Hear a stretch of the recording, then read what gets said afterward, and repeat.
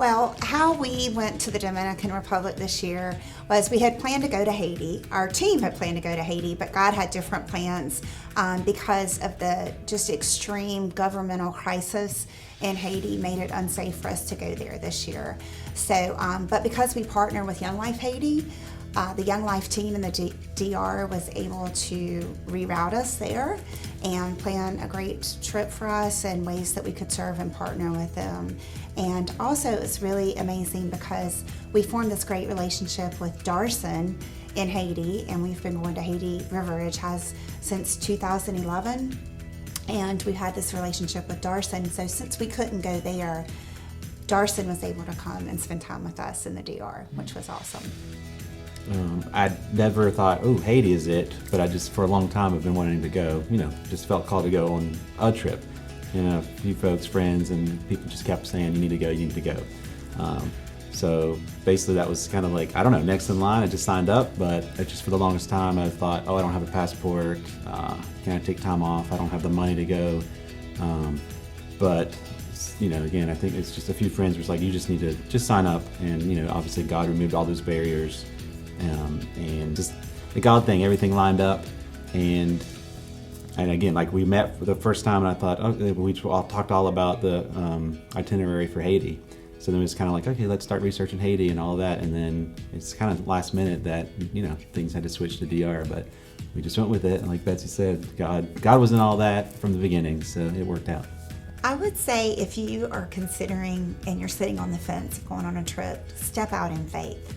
Step out in faith, because God will, anything that you're worried about, any fears, those fears do not come from the Lord. I'll just tell you that right now.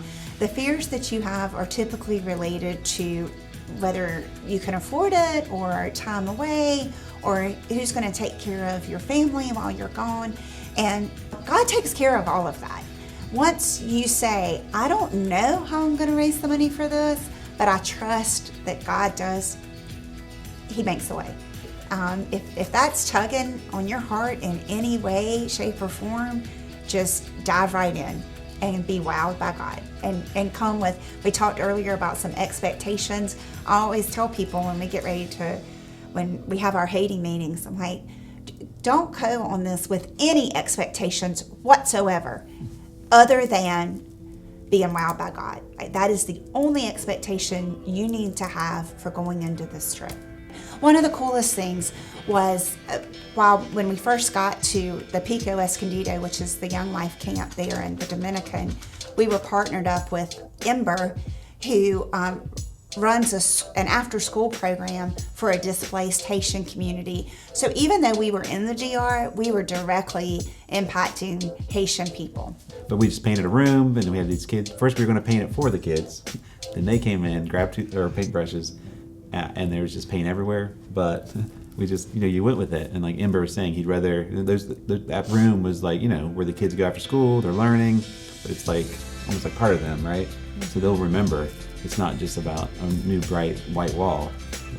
They were a part of that, and it just made them happy to, we were there, they were there, everybody painting. But then we went back the next day, right? The paint had dried, but we taught some younger kids some basic colors, I think numbers in Spanish. But again, it was just an amazing experience to be with those young kids. They're just so, so happy. Well, and the cool thing, these children have come from Haiti. They can only speak Creole. They cannot speak Spanish, so their opportunities are very limited. So Ember's desire is to teach these children Spanish and English to open up opportunities for them. A lot of what he was doing was just to open up and give these kids a better opportunity for success. So yeah, just initially how we felt going in. I mean, again, it was just my basically first time out of the country. So it's just an interesting, process going through all that. And then as soon as we land, it's like, obviously everything's in Spanish. So you have the language barrier thing. But you were great at that because you took Spanish in high school, which has been quite a few years ago, but I was surprised at what came back. And as we went along, it was pretty amazing to be able to, at a somewhat elementary level, be able to communicate. But first thing we went into the Young Life camp. Right. And it was I've never been into any kind of like Young Life Camp, but I've since heard that they do it upright, right? Just to reach those kids that go there, they want to make it like an awesome experience, and it was. Even just walking in, I mean, it was beautiful, and we got to see that night, the first night, I think we went. Another camp was ending. So we saw them have a club. They had a club, so saw some skits, and they were worshiping, of course, in Spanish. But it was just amazing to see all these kids around, at camp, in the camp experience. Yeah, so for me too, one of the things that I loved that we were able to serve after those kids had left, it's like we got to see camp in action. So we saw camp going on while all those, 250 campers were there. We got to see that, but then as those campers were leaving, new ones were getting ready to come on board. And so one of the cool things that we got to do was we, after they left, we went and did housekeeping. And so we divided into teams, and you and I were actually in one room cleaning together. And so for me, being able to get that ready for the next crew coming in was such a beautiful thing too. So to not only see it in action, but to prepare it for the next kids to make it the best week of their lives was also just so uplifting. When we were at Pico, we were doing. And when we went to Piedra Blanca and helped the displaced Haitian children, we were doing. We were actively serving with our hands by painting or by cleaning. And so then the trip shifted when we went to Banal, because Young Life is in action, and that's the ministry of presence. That's being with each other, not necessarily, and sometimes that's hard for us as Americans, that we always want to do. We see, oh, well, what are you going to do while you were there? And what we did while we were there in Banal was hang out with these folks. We hung out with kids. We heard their stories every day. We would get around a couple times a day. We would get in a circle, and some of the kids would share their testimony of where they were and where they are now, how their lives have changed with Jesus, how Young Life has impacted them, and what having this safe place of Ryan and Akari is the Young Life house. It's basically the Young Life house in the neighborhood, that these kids had that as a safe haven, that anything that was going on in their home lives, they can escape and come here and be safe. And being safe by praying, Bible study, playing games, praising God, worshiping, singing, dancing. It was such a cool thing to see.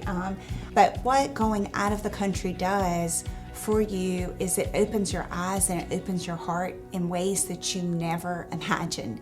Like, I am able to love people differently because of the way God taught me how to love strangers in different countries. It brings a different type of love. It also makes our hearts more grateful. We become grateful in a different way when we see people who don't have running water in their homes, when we see how people in Haiti are living in a little, basically a tent, a family of 12 living in a tent that is smaller than our bedrooms. We can appreciate hot and warm water in our homes when we go to a foreign country and we take a freezing cold bucket shower. These are things that God, and then we come home. So while you're there, you experience God in a way that is a mountaintop experience. And then you come home and your heart wrestles and you're trying to reconcile things in your heart. And so you cry out to God for Him to show you why these people live this way and you live this way and what you can do about it. And and then it makes your heart want to serve others here at home in a different way. So if I can go to a foreign country and hug strangers, then it makes me more likely to come home and hug strangers.